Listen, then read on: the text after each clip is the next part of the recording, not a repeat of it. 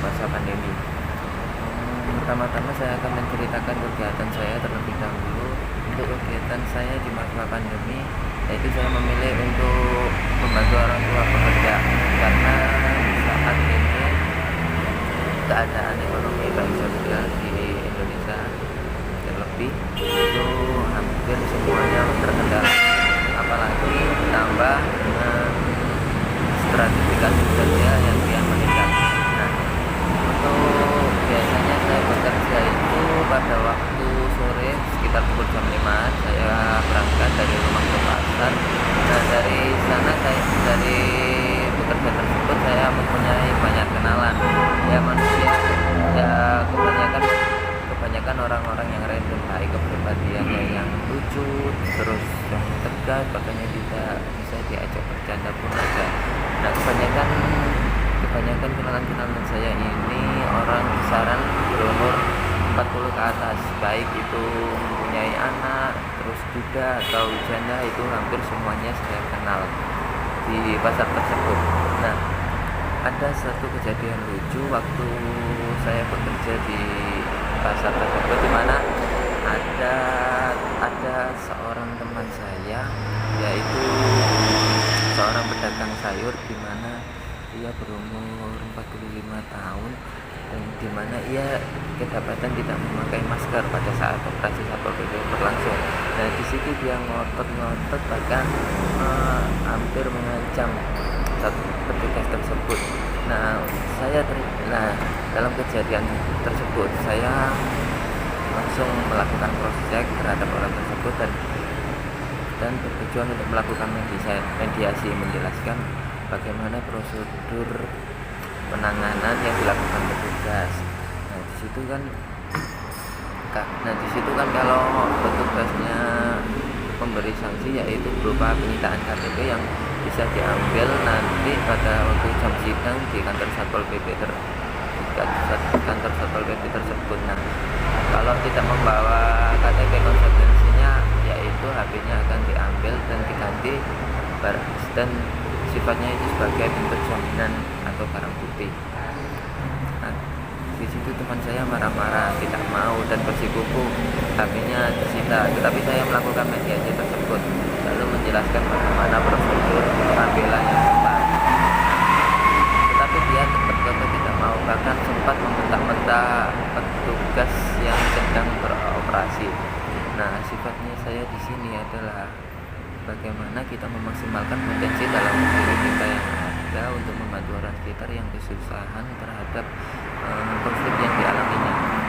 Terlebih masyarakat yang saya paham di pasar memang bukan bermaksud stereotip, tapi memang kurang dalam pengetahuan intelektual, tidak memahami prosedur ketertiban yang ada di pasar.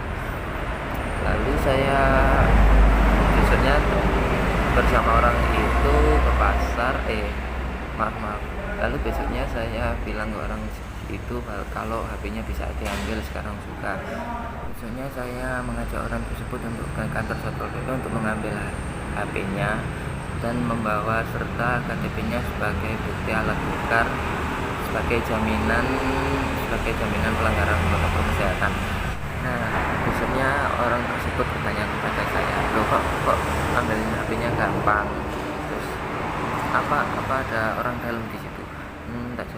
Saya jawab enggak, tetap HP tersebut sebagai bukti fisik bagi pelanggar protokol kesehatan, tetapi saya menukarkan KTP orangnya tersebut untuk ditukarkan sebagai slip pelanggaran protokol kesehatan.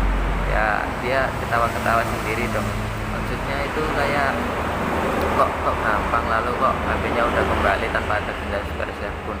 Ya, tanpa dia sadari ada tanggal sidang tertentu yang mengharuskan dia membayar denda terlebih dahulu, seperti itu. Bagi remaja di usia saya memiliki kenalan di pasar yang lebih tua, kisaran umur 40 atau 50, memiliki anak 2 atau 3, itu memang sangat unik. Terlebih kita bisa memahami lah kepribadian mereka yang lucu, terus juga guyon, intinya akrab berbaur, walaupun sebelumnya belum pernah sama sekali berkenalan bahkan bertemu, tapi mereka gampang akrab terhadap kita karena memang bawaannya kalau di sana itu nyantai begitu.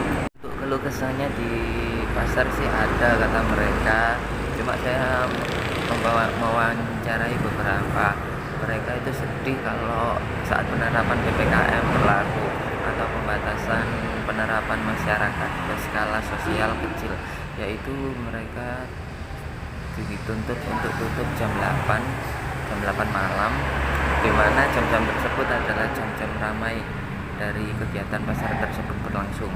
Nah, di sini banyak pedagang-pedagang kecil yang mengharapkan agar pemerintah setempat tidak bisa memberikan maaf. Di sini pedagang-pedagang kecil mengharapkan kepada pemerintah setempat bahwa mereka mengharapkan efektivitas dan keringanan dari PPKM tersebut, di mana mereka dituntut untuk memberikan pemberlakuan atau peraturan yang efektif dan tidak merugikan salah satu pihak. Nah, seperti itu. Nah, berikut adalah kegiatan saya waktu di pasar.